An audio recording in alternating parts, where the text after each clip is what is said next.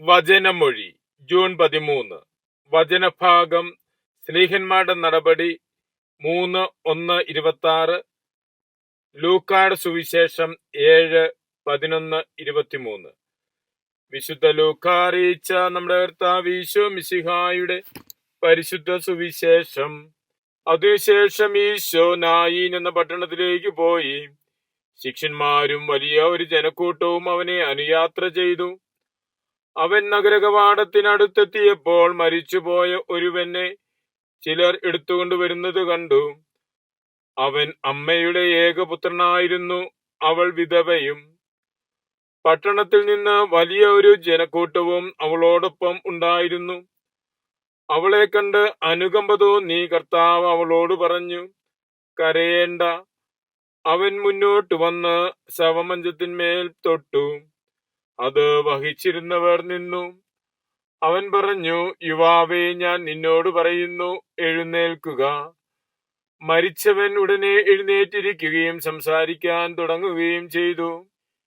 ഈശോ അവനെ അമ്മയ്ക്ക് ഏൽപ്പിച്ചു കൊടുത്തു. ഭയം എല്ലാവരെയും ഗ്രസിച്ചു. അവൻ ദൈവത്തെ മഹത്വപ്പെടുത്തിക്കൊണ്ട് പറഞ്ഞു, ഒരു വലിയ പ്രവാചകൻ നമ്മുടെ ഇടയിൽ ഉയർന്നിരിക്കുന്നു. ദൈവം തന്റെ ജനത്തെ സന്ദർശിച്ചിരിക്കുന്നു. അവനെ പറ്റിയുള്ള ഈ വാർത്ത യൂദയ മുഴുവനിലും സമീപ പ്രദേശങ്ങളിലും പരന്നു. ഇവയെ പറ്റിയെല്ലാം യോഹന്നാന്റെ ശിഷ്യന്മാർ അവനെ അറിയിച്ചു. യോഹന്നാൻ തന്റെ ശിഷ്യന്മാരിൽ 2 പേരെ വിളിച്ച് ഇങ്ങനെ ചോദിക്കാൻ കർത്താവിന്റെ അടുക്കൽ പറഞ്ഞയച്ചു, വരാനിരിക്കുന്നവൻ നീ തന്നെയോ, അതോ ഞങ്ങൾ മറ്റൊരുവനെ പ്രതീക്ഷിക്കണമോ? അവർ അവന്റെ അടുത്തു ചെന്നു പറഞ്ഞു, വരാനിരിക്കുന്നവൻ നീ തന്നെയോ, അതോ ഞങ്ങൾ മറ്റൊരുവനെ പ്രതീക്ഷിക്കണമോ എന്ന് ചോദിക്കാൻ യോഹന്നാൻ മാബ്ദാന ഞങ്ങളെ നിന്റെ അടുത്തേക്ക് അയച്ചിരിക്കുന്നു. ആ സമയം ഈശോ അനേകം പേരെ രോഗങ്ങളിൽ നിന്നും പീഡകളിൽ നിന്നും അശുദ്ധാത്മാക്കളിൽ നിന്നും സുഖപ്പെടുത്തുകയും അനേകം കുരുടന്മാർക്ക് കാഴ്ച കൊടുക്കുകയും ചെയ്തു. അവൻ അവരോട് മറുപടി പറഞ്ഞു, നിങ്ങൾ കാണുകയും കേൾക്കുകയും ചെയ്യുന്നതെല്ലാം ചെന്ന് യോഹന്നാനെ അറിയിക്കുക. കുരുടന്മാർ കാണുന്നു, മുടന്തന്മാർ നടക്കുന്നു, കുഷ്ഠരോഗികൾ സുഖപ്പെടുന്നു, ചെകിടർ കേൾക്കുന്നു, മരിച്ചവർ ഉയർപ്പിക്കപ്പെടുന്നു, ദരിദ്രരോട് സദ്വാർത്ത അറിയിക്കപ്പെടുന്നു. എന്നിൽ ഇടർച്ചയുണ്ടാകാത്തവൻ അനുഗ്രഹീതൻ. ഈശോയിൽ സ്നേഹമുള്ളവരെ, ഈശോയുടെ പക്കലേക്ക് സ്നാപക യോഹന്നാൻ തന്റെ ശിഷ്യന്മാരെ പറഞ്ഞയക്കുകയാണ്. അവിടുന്നാണോ വരാനിരിക്കുന്ന മിശിഹ, അഥവാ ഞങ്ങൾ മറ്റൊരുവനെ പ്രതീക്ഷിക്കണമോ എന്ന് ചോദിച്ചുകൊണ്ട്. ഈശോ അവരോട് പറയുന്നത്, നിങ്ങൾ കാണുന്നതും കേൾക്കുന്നതും ചെന്ന് യോഹന്നാനോട് പറയുക എന്നാണ്. ഈശോയുടെ വാക്കും പ്രവൃത്തികളുമായിരുന്നു അവിടുത്തെ അടയാളം. വാക്കിലൂടെയും പ്രവൃത്തിയിലൂടെയുമാണ് താൻ മിശിഹായാണെന്ന കാര്യം ഈശോ വെളിപ്പെടുത്തുന്നത്.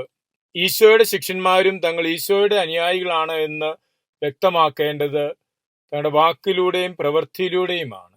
ഇന്ന് തിരുവചനം ശ്രവിക്കുമ്പോൾ നമുക്കും പരിചിന്തനം ചെയ്യേണ്ടത്, മിശിഹായെ പ്രഘോഷിക്കുന്നതിന്, മിശിഹായെക്കുറിച്ച് പറയുന്നതിന് നമ്മുടെ നാവുകൾ ഉപയോഗിക്കുന്നുണ്ടോ? മിശിഹായുടെ വചനം അനുസരിച്ചുള്ള പ്രവൃത്തികളാണോ നമ്മൾ ചെയ്യുന്നത്? നമ്മുടെ പ്രവൃത്തികളിലൂടെ ഈശോയ്ക്ക് സാക്ഷ്യം നൽകുവാൻ സാധിക്കുന്നുണ്ടോ? നമ്മുടെ പ്രവൃത്തികളിൽ ഈശോയുടെ അനുയായി എന്ന വിധത്തിലുള്ളതിന്റെ അനന്യത പ്രകടമാക്കുവാൻ നമുക്ക് സാധിക്കുന്നുണ്ടോ എന്ന് പരിചിന്തനം ചെയ്യാം. ഇന്ന് സ്ലീഹകാലത്തിലെ ആദ്യ വെള്ളിയാഴ്ച സ്വർണവെള്ളി എന്നറിയപ്പെടുന്ന ദിവസമാണ്. സ്ലീഹന്മാര് ഈശോയുടെ നാമത്തില് പ്രവർത്തിക്കുന്നതാണ് അവിടെ നാം കാണുന്നത്. സ്വർണവും വെള്ളിയുമല്ല, മറിച്ച് കർത്താവിന്റെ നാമത്തിൽ ഉള്ള ശുശ്രൂഷയാണ് ശിഷ്യന്മാർക്ക് നൽകുവാനുള്ളത്. വ്യക്തിപരമായും സഭ എന്ന നിലയിലും മിശിഹായുടെ അനുയായികളുടെ പ്രഥമ പരിഗണന കർത്താവിന്റെ നാമത്തിലുള്ള ശുശ്രൂഷയായിരിക്കണം. കർത്താവിനെ പങ്കുവെക്കുകയും കർത്താവിന്റെ നാമത്തിൽ പ്രവർത്തികൾ ചെയ്യുകയുമായിരിക്കണം. ഈ ബോധ്യത്തിൽ കൂടുതൽ ആഴപ്പെടുന്നതിനും മിശിഹായുടെ വചനം പ്രഘോഷിക്കുന്നതിനും അതനുസരിച്ച് പ്രവർത്തിക്കുന്നതിനും അങ്ങനെ ലോകത്തിനു മുൻപിൽ മിശിഹായ്ക്ക് സാക്ഷ്യം നൽകുന്നതിനും നമുക്ക് പരിശ്രമിക്കാം. ദൈവകൃപ പ്രാർത്ഥിക്കാം. മിശിഹ നമ്മെ അനുഗ്രഹിക്കട്ടെ. ആമേൻ.